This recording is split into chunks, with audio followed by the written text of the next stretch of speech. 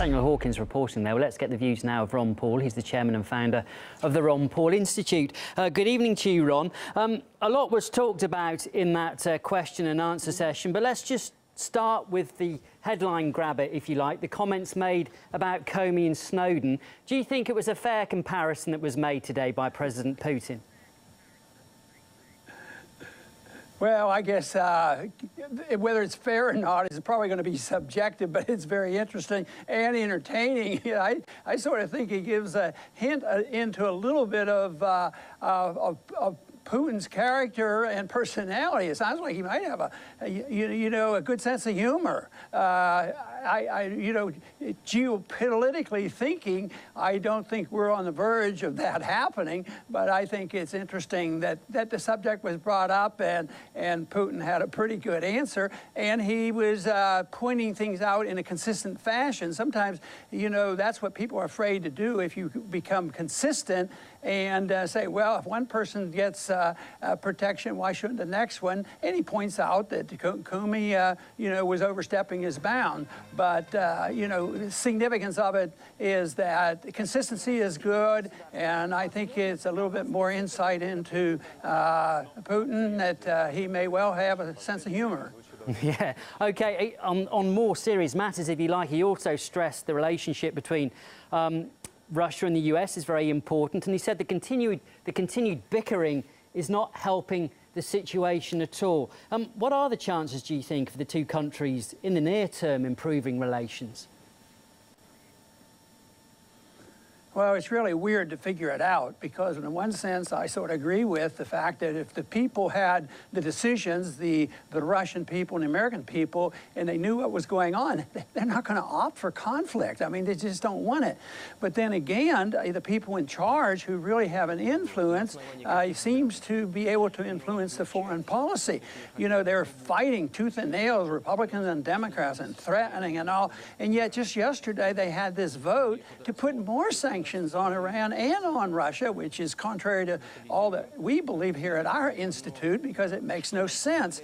And yet they voted 97-2 for it. So are they really fighting up there? No, I think when things are big and important in foreign policy and what happens, I think there's a lot of pressure, and sometimes we refer that to the deep state. So why is it that the members of the Senate were so easily coerced into doing this? At the same time, they pretend they're fighting with each other. So I think it's sort of sad that they're precipitating this. And this also points out that Tillerson made a statement at in the last day that he says when he travels around the world and talks to other people from other countries, they're all telling him, don't do it. Why don't you work on better relations with Russia?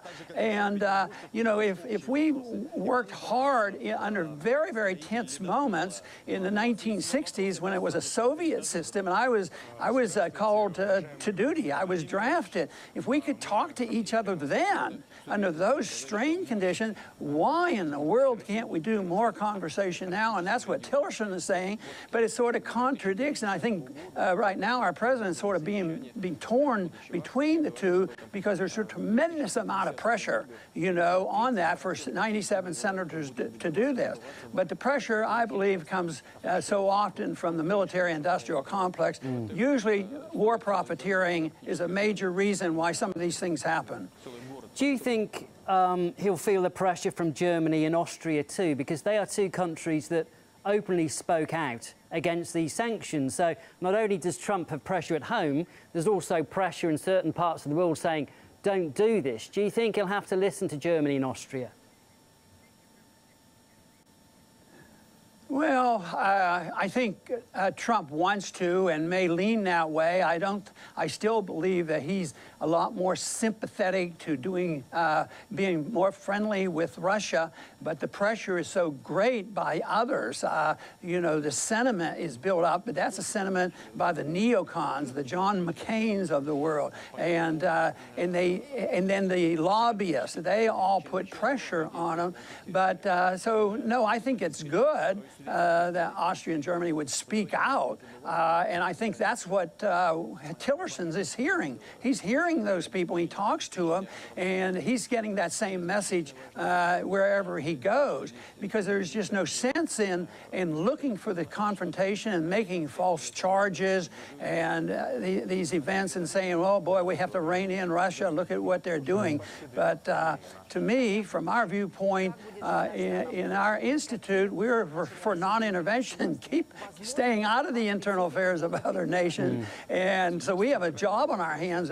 We see that as a source of a lot of the conflict throughout the world. And President Putin also pointed the finger at the media too, saying media hysteria is to blame, in part for the bad relations between Russia and America. What's your take on that?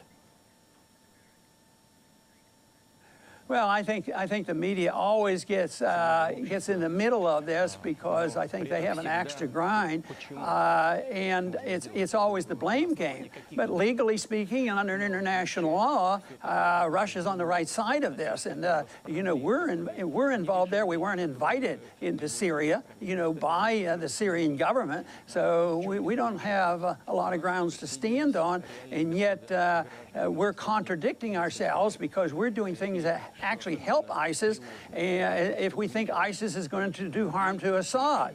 And then we pretend that we're trying to work with Russia. At the same time, Russia is on the other side of this issue.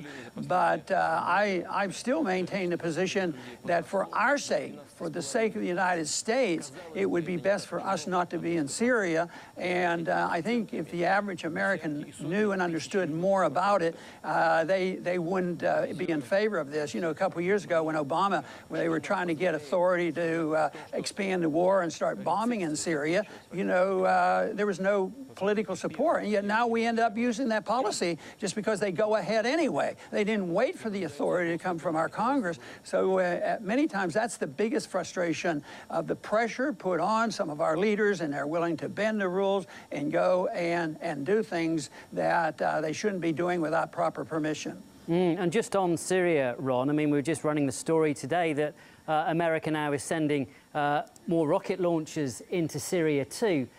They said that they were hoping not to escalate the situation, but judging by the reaction of other people, other countries, that's exactly what has happened. Oh, I would expect it to. Why wouldn't that happen? And that's the reason we shouldn't be there. And then we say, oh, well, we'll never put boots on our ground. But we know our troops are over there. We have these zones that we zone off and said nobody's allowed to trespass, which are, you know, not legal under the circumstances. So yes, our aggravation there and dropping these bombs, I think is just very, very harmful to our relationship. And it's harmful to world peace, and it's harmful to the American people, and the American people need to know exactly how much interference that we're involved in the entire Middle East, that whole region. You know, when we think about it, you know, Mattis, yesterday, the day before, testified. Our Secretary of our Defense Secretary was saying, you know, we've been there 16 years and we're not making any progress. And then some people say, well, yeah, we need a lot more troops. But, you know, in 2009, Obama increased the number of troops to 100,000, and the surge didn't work. And now they're back to saying, well, we have 9,000, let's boost it up about 8,000 more. That's not going to work. And yet there are people pushing for this. As a matter of fact, the neocons, who are led by John McCain, he was ecstatic about that resolution yesterday because he was able to neutralize any opposition to it except for our two senators, which included my son. Sure. OK, look, Ron, we have to leave it there. We've run out of time, but always good to get your thoughts. That was Ron Paul, Chairman and founder of the Ron Paul Institute. Thank you.